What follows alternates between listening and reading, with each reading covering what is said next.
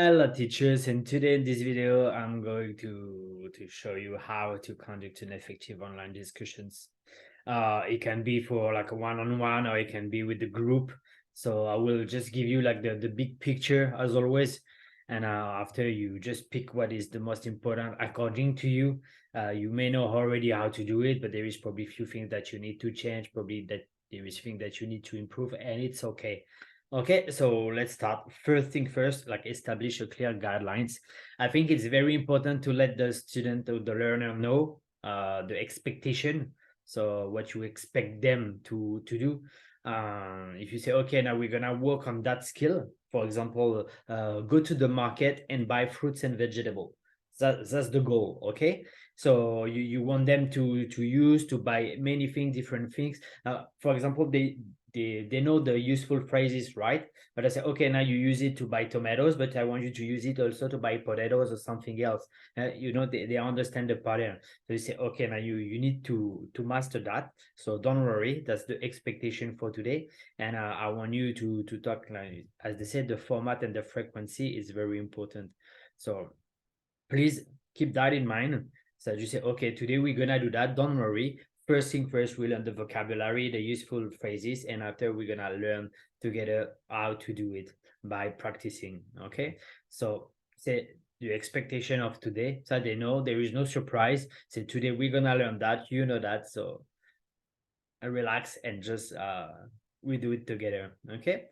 So now this is one of the most important things. So it depends if you teach skill or if you just teach like a full conversation, which is a bit different. You have to be the master of open and ended question, especially open question. So many teachers they just say, "Oh, do you like coffee?"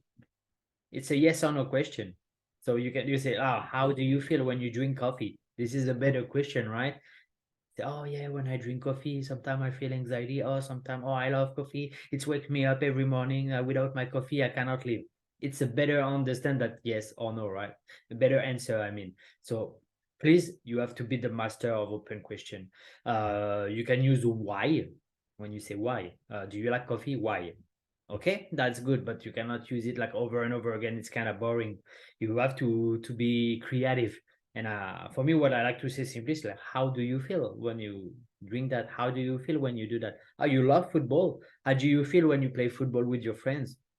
How do you feel when you play football on your PlayStation? You get the idea, right? So you have to be the master of that. When you want to teach discussion, conversation, that's something that you have to do. Okay, so let's move on. Encourage participant.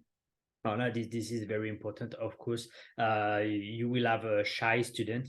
I made a mistake once because I had like a two classes back to back, and I made the same lesson plan for those two lessons, but it was two different learner. The first one went super well. It was like a willing to talk, and the second one was more shy. So the thing is, I put so much pressure, and I realized that person didn't enjoy. And I realized after, so I sent message. I say sorry. I say I have high expectation, but I forgot your personality. Actually, you did well, but I just compared to someone else, and you should not do that, right? Because they are different students. You say, okay, like that student was able to do that, but you just here a bit lower, but still it's an improvement. But I didn't see that way. I say, you should be here.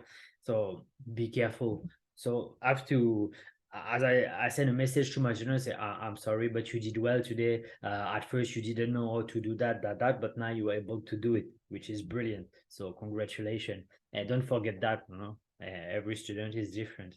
So you have to encourage them to praise them, to do your best to make feel like positive and good, very important.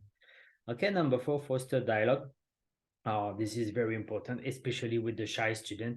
As I say, open question.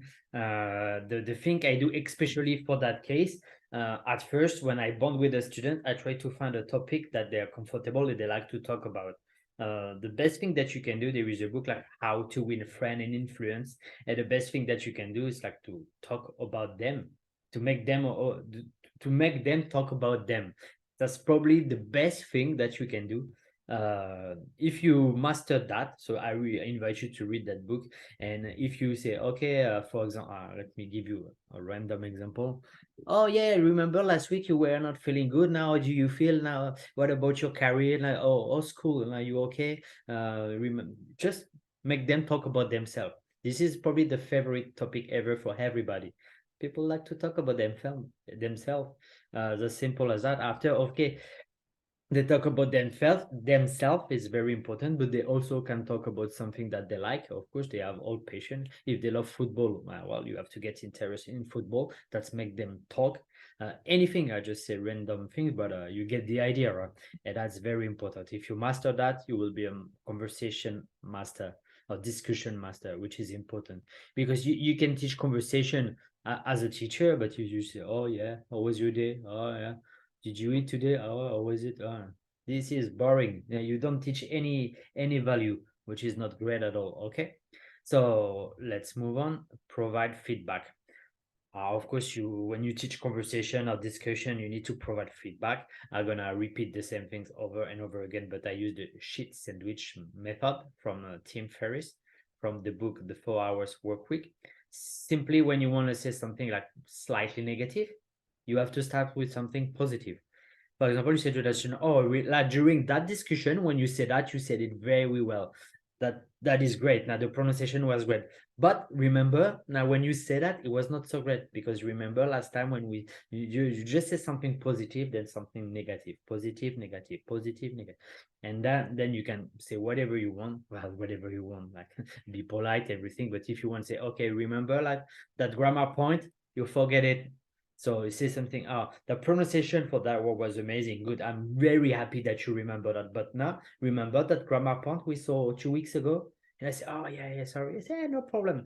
I'm here, that's my job. I just remind you, no problem. Okay, so let's move on. And you say positive, negative, positive, negative. And don't provide feedback like every 2 minutes, let them talk. That's the point of conversation. Maybe wait like 20, 25 minutes, 30 minutes before you give feedback, but let them talk. There is one thing, and I made that mistake so many times, but now I became the master of it. When you ask a question, students say something short, and after they think, but they really want so much. Just be patient. And say, oh, good, and you try to come up with another question straight away. No, just wait.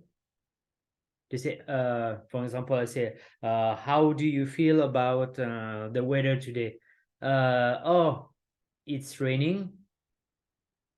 Now there is a big blank, so you say, oh, it's raining a lot, and then you want to say some, you want to come up with something. But if you wait, they say, oh yeah, but it's okay because today I'm not working, so I'm gonna stay at home. And they keep talking, and that's something very, very important, that just let them talk. And if usually when they stop talking, they will say something like, that's it. And all of them say, okay. So now after, if they talk like for 20, 25 minutes, like you give feedback. For me, I don't take note. I've got a good memory. I remember everything. Not everything, but if it's a small mistake, I let it pass. I don't pay attention. But it's something that we've seen already, or this is something that come back over and over again. Now I say, okay, this one we have to talk about that. This one we have to remind the student about that. So take it easy. It's gonna be all right. Let's move on and use multimedia. So it's optional. You can do it if you want or not. For me, I like to do that. Not for everything, because I don't find the content that I want.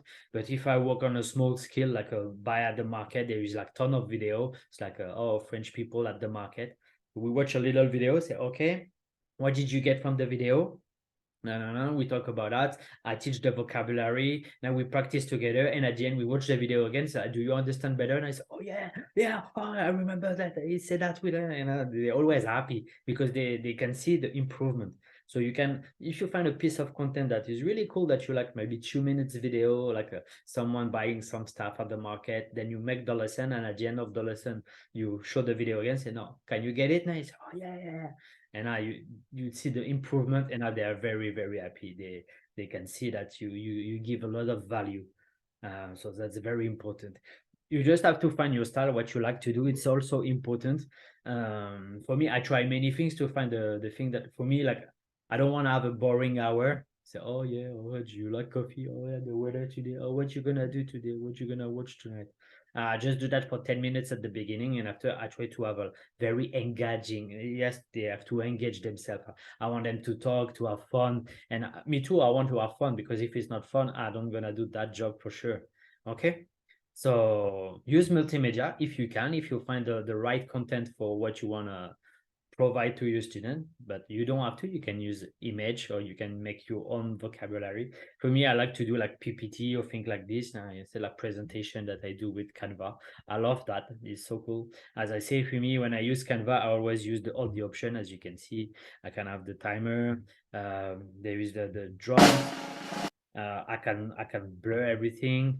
Sometimes when the student I can see start to not focus anymore, I always put my bubble up, come back. There is like so many things that you can do. Um, sorry, I push it twice. So be creative and enjoy what you have to. For me, now an hour just passed like it is 10 minutes because I really do enjoy what I'm doing, and it takes time and dedication. When you focus on doing what you like and to provide value, you're good to go. Honestly, evaluate effectiveness. Now this one is just to okay, it's just like now you know your student better, so you know what's work for them, what doesn't work for them, and now you can focus on that for future discussion.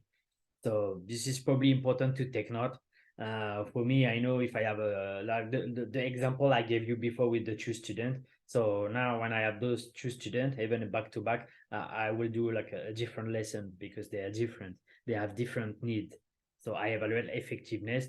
If I want that student who is really shy to really have progress, I have to go another way than with the student that's not shy at all or that can talk a lot. Okay, they're just different people, so you have to do like different things.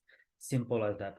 So I hope you enjoyed the video. Please subscribe, like, do what you want, and if you have any question, ask me down below. I'll be happy to help. But I wish you to have a fantastic day. Bye bye.